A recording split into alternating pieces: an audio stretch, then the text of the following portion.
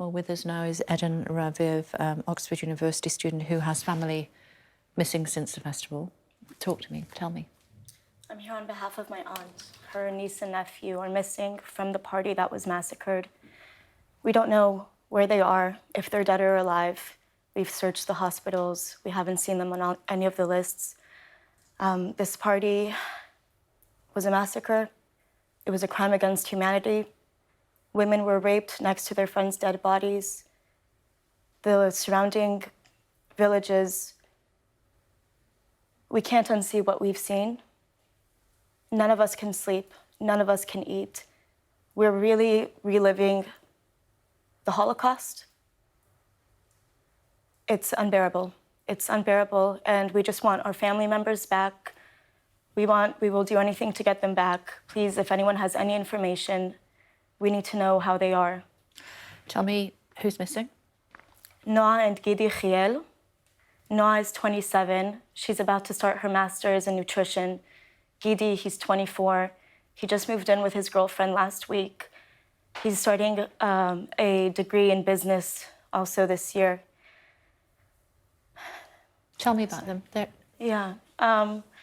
They're young people. They're just starting out in their lives. Beautiful, kind people. They went to this festival to celebrate peace and music and be with their friends. And they were the people around them were brutalized. The last we heard from them, it was 6:30 in the morning on Saturday. Noa had called her mother to tell her she was fine after the rocket attacks. And shortly after, the terrorists came in and started shooting everyone. Noa and Gidi left in a car, and we know from witness testimony that the terrorists reached the car and they had to leave by foot and flee. Since then, we have no information. What do you think might have happened? It's hard for me to say because I don't want to hurt my family. At this point, I don't even know what day it is, to be honest, but it's been so long that we're still waiting for the bodies to be identified because there were so many. I think it's up to 1,300 at this point. These people, they weren't murdered by rockets. They weren't just murdered by guns. Terrorists came. They're unidentifiable, the bodies. My family was asked to bring DNA, okay? Terrorists came. I'm now speaking about the villages as well as the party. They burned live people in front of their families. They raped women. They killed old women on live Facebook streams in front of their families. They took raped, abused bodies naked in the streets of Gaza and paraded them as people spit on them and cheered. Babies were beheaded. I hate to say this. I know this is grotesque. I know it's not easy to hear. We are living it. You must hear it. You must understand what happened. Back to Noa and Gidi. We want them to be alive. We hope they're alive. We're worried that they are in Gaza. We can only imagine what's being done there because what we've seen is torture, mutilation, just the worst of evil. Tell me more about them as a couple.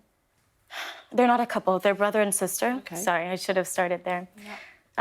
They're brother and sister. I'm not very close to them. I've only seen them a few times at family functions. From what I've seen, bright, friendly, just outgoing people. All the people at this party, these are young people. These are students. These are people just starting their career. They were there to have fun, drink, party, listen to music. It was a peace festival. They were innocent people. This shouldn't have happened. To what extent were they aware of the, please have a sip of water, were they involved at all in the challenges that the region faces before these attacks that we saw on Saturday? No, these were just regular people, just like any British teen would want to go to a music festival in Ibiza, in wherever, in Germany. They went to have a good time. They went to be with their friends. They had no way of knowing this would happen. None of us had any way of knowing.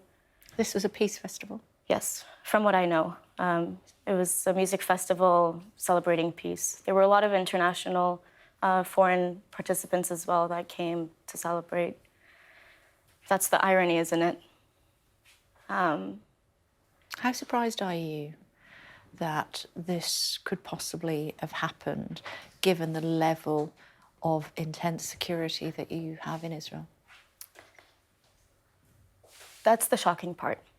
I don't want to get into politics too much now because we just need to stay strong. But what Hamas did and what the Islamic Jihad did, nobody is surprised. We've known this is what they want to do. This has been in their charter since they were established. This has been what they've said, and this has been what they've done, right? We're not surprised. They are terrorists.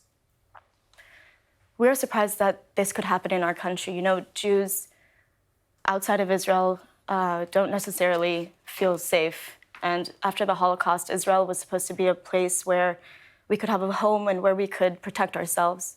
So to have this happen in our own home really shattered the sense of security that everyone has. And that's going to take time to build back. Can I ask you about your reaction to what's happening in Gaza at the moment? I think any innocent life lost is a terrible tragedy. I think any child that has to live through war is a terrible tragedy, and my heart goes out to the people of Gaza. I don't think this is a question of politics or of right and wrong. I don't believe in terms like pro and anti-Palestinian and Israeli. There are people who want peace, and there are people who don't. And I think also, you know, I'm here to talk about the massacres. The war is something else. I think these are two separate issues, obviously tied in a very deep way, but I'm seeing from the reaction abroad here, there's a real attempt to deny what happened, even though we have all the footage taken by Hamas, to legitimize what happened and to distract, you know? And yes, what's happening in Gaza is terrible. My heart goes out. At the end of the day, the point is simple for me. Human beings are human beings. I have an equal amount of sympathy for any child or any woman or any person that is innocent and suffering in Gaza as I do for my family and my friends in Israel. We are human beings. Please, I find myself here at Oxford, of all places, having to beg the institutions around me, the people around me, people I thought who were my friends, beg for my humanity, to see me as a human being, to see that I'm suffering, that my people are suffering, not from just a shooting spree. We've had to see our women paraded and raped. You know, a mother getting a call as her daughter is being raped. Babies beheaded, people slaughtered, whole families, whole communities. It's unthinkable. It's not war. It's so much beyond war. It's grotesque. I hope you manage to get some sleep at some stage. It will help a lot, trust me. And thank you for speaking your truth. You'll have to forgive me when I say that some of the things that you've said, we can't independently verify at Sky News, so we do have to make that point as well. But I understand where you're coming from, and we are here. Come and talk to us whenever you want to. Thank you. Thank you for sharing your story. Thank you very much. Thank you. Stay tuned.